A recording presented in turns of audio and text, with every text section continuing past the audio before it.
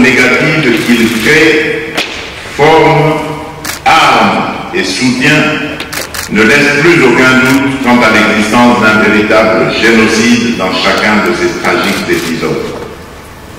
Il est évident que ces massacres s'inscrivent dans une volonté délibérée du Rwanda et des forces négatives qu'il dirige d'anéantir totalement ou en partie des groupes ethniques précis en République démocratique du Congo.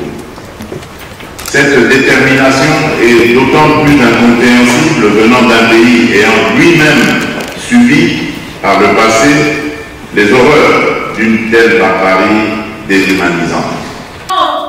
Aujourd'hui, les nations prennent davantage conscience que cette tragédie humaine, sanctionnant certains hauts responsables au sein du gouvernement et du commandement militaire du Rwanda, ainsi que des responsables du M23 AFC. Je rappelle toutefois que notre combat pour la vérité et la justice est loin d'être achevé. Kinshasa, distingués invités, mesdames et messieurs,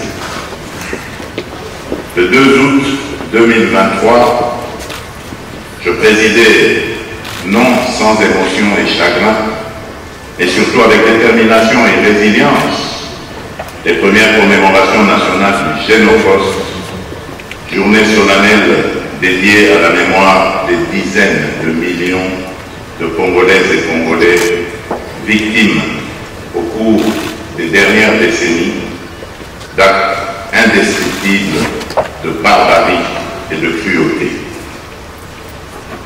Ces actes, orchestrés par certaines puissances régionales et leurs complices internes, ont été motivés uniquement par leur obsession à exploiter illégalement et contre nos intérêts les ressources naturelles de notre pays, à occuper nos terres par la destruction ou la déportation forcée de certaines communautés locales dans le seul but de déstructurer notre identité nationale.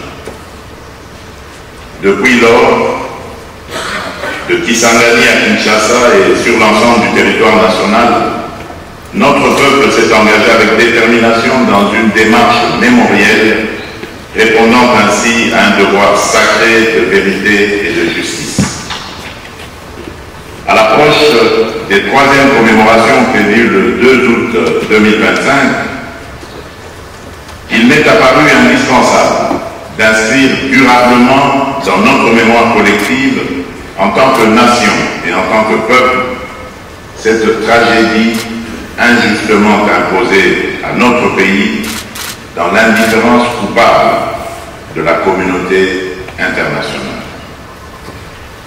Dans ce même élan, et afin de contribuer activement à l'édification d'une humanité plus civilisée et pacifiée, j'ai confié à la Commission interinstitutionnelle d'aide aux victimes et d'appui aux réformes, la CIAVA, ainsi qu'au Fonds national des victimes des violences sexuelles liées au conflit et des victimes des crimes contre la paix et la sécurité de l'humanité, le FONAREL, la mission essentielle d'organiser cette réflexion nationale destinée à promouvoir durablement une culture de paix. Cette table ronde, placée sous le thème « Engageons-nous à l'appropriation collective du Génocide, à la reconnaissance internationale du génocide commis en République démocratique du Congo et à la promotion de la culture de la paix », nous interpelle tous. Elle intervient dans un contexte critique où notre pays continue à subir une guerre injuste, où le sang de nos frères et sœurs continue de couler et où notre intégrité territoriale demeure menacée. En mémoire de nos victimes, je vous invite à vous lever pour observer ensemble un moment solennel de recueillement.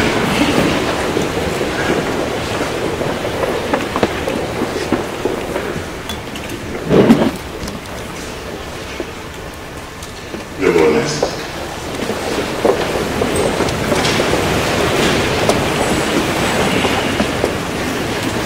Distingués invités, mesdames et messieurs, la destruction du passé est peut-être le plus grand de tous les crimes, disait Simone Veil.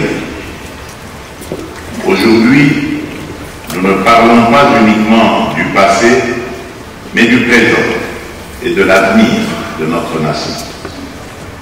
La République démocratique du Congo a une histoire riche, mais profondément complexe. Au-delà de son visage le plus connu, celui d'un pays aux ressources naturelles abondantes, se cache une réalité sombre, souvent méconnue ou volontairement ignorée. Plus de 10 millions de vies humaines innocentes, brutalement fauchées par une violence systématique et cyclique visant des communautés entières. Parmi les exemples les plus tragiquement marquants figurent les massacres perpétrés à Kasika et à Makobola dans le sud Kivu, où plus de la moitié des membres des ethnies Nindu et Lega furent exterminés en un très court laps de temps, avec des actes d'une cruauté insoutenable, tels que l'enterrement de femmes vivantes. La même violence ciblée a également frappé ces communautés lors des massacres du 24 août 1998 à Kilungudwe, Kalama et Kalambi, ainsi que des membres de l'ethnie Hutu, visés précisément en raison de leur identité ethnique. À ces atrocités s'ajoutent les multiples massacres perpétrés contre les populations civiles innocentes à Kishiché, Kazaoro, Mbambo, Bukombo, Mweso ou encore Nyundo. Face à ces crimes atroces, longtemps ignorés ou minimisés par la communauté internationale, la vérité commence enfin à émerger.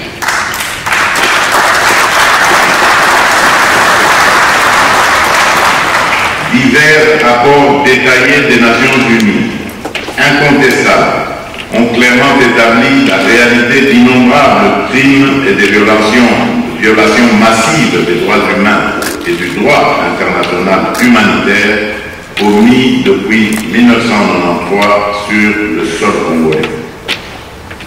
Ces actes atroces, perpétrés directement ou indirectement par certains pays voisins, en particulier le Rwanda, à travers des forces négatives qu'ils créent, forment, arment et soutiennent, ne laissent plus aucun doute quant à l'existence d'un véritable génocide dans chacun de ces tragiques épisodes.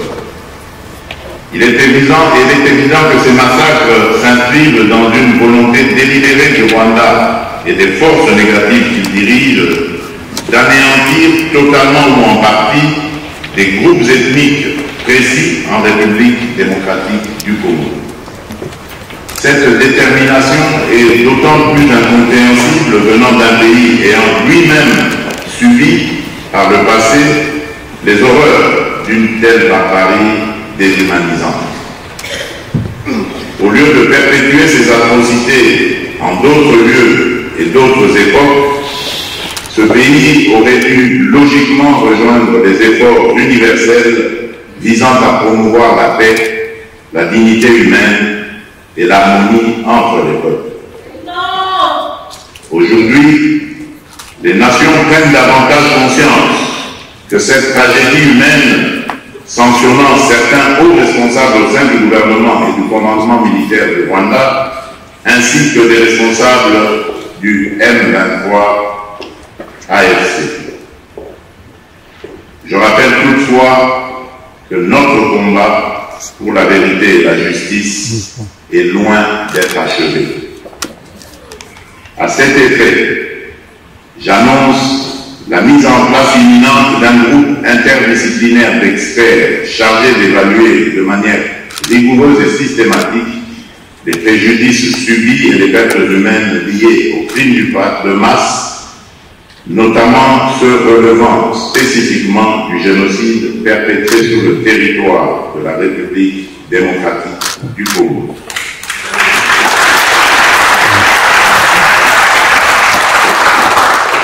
Distingués invités, mesdames et messieurs, cette table ronde doit nous permettre non seulement de témoigner, mais surtout de construire ensemble une stratégie nationale efficace pour obtenir la reconnaissance internationale du génocide commis sous notre sol et pour consolider durablement la paix dans notre pays. La République démocratique du Congo, fidèle aux engagements internationaux pris, notamment à travers la Convention sur le génocide et le statut de Rome, ne ménagera aucun effort pour que justice soit faite, pour que la dignité de nos victimes soit restaurée et pour que l'histoire vraie de notre pays soit enfin écrite par les Congolais eux-mêmes.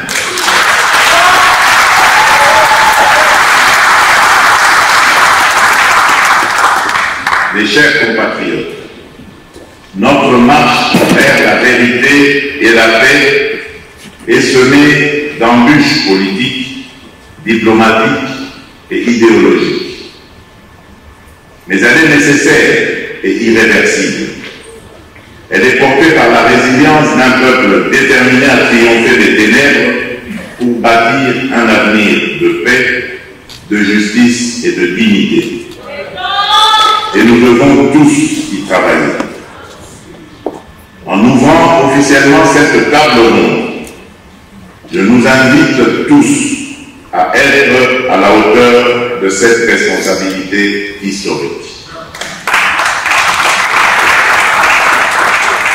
Puisse la lumière de l'espoir éclairer à nouveau nos vies meurtries et que la paix et la justice guident nos pas sur le chemin de la guérison, parce que c'est encore possible.